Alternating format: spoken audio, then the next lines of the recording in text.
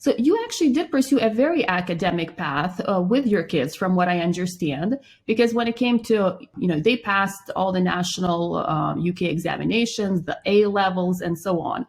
And at least here in the United States, there's often maybe a myth or a stereotype, and that, well, homeschoolers aren't really doing much academics. They're having fun, they're playing around, or the fear that many parents again have that I'm actually, if I do homeschool, I'm probably not really going to have great results in terms of pure academics, because maybe I don't have the capabilities to teach, these different subjects. So tell us a little bit more details, because again, you've had a great success, and clearly the results, acceptance at Oxford, acceptance at Cambridge, clearly demonstrates that you really delivered in terms of learning for your children.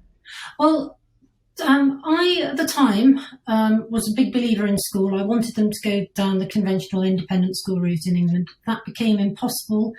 At the time, it was the least of our concerns with everything else going on.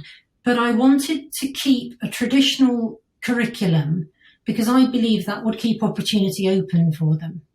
My biggest concern was removing opportunity for them. If one wanted to be a lawyer or a doctor, an accountant, a policeman, a teacher, they needed conventional schooling, and I had to deliver it. So at Key Stage 2 and Key Stage 3, we followed the basic curriculum: English, math, science, added geography, added history, added religious studies.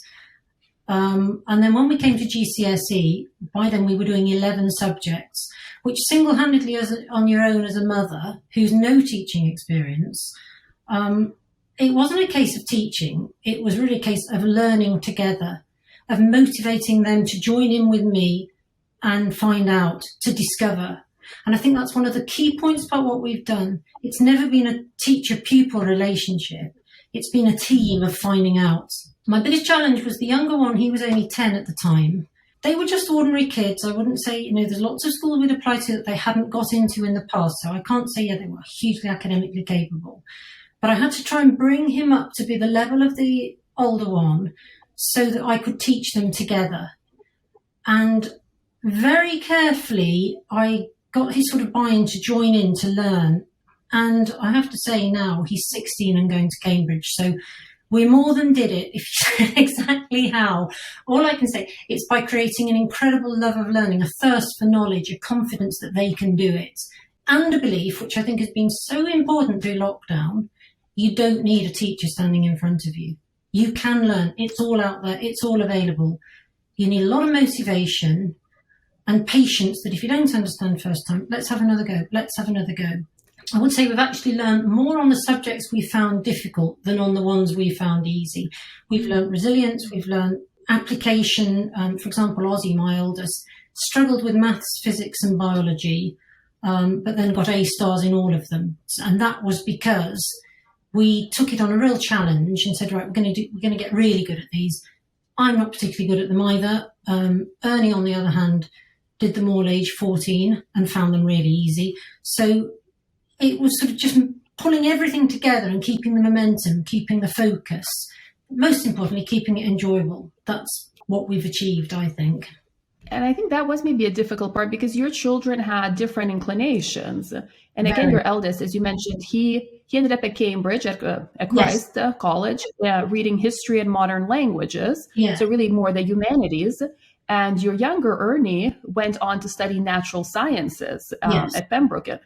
Exactly. And that was, I would have said at the beginning that was going to be a huge barrier. But once you get around the head, I sometimes think, if you're a teacher, you probably think, this is going to be impossible because I am a physics teacher or I'm a biology teacher. And I know these schools want to get people with PhDs in each subject because that, you need these people, these absolute experts.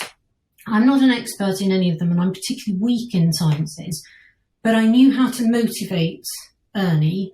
I discovered he was particularly good at maths when I started doing simultaneous equations with him.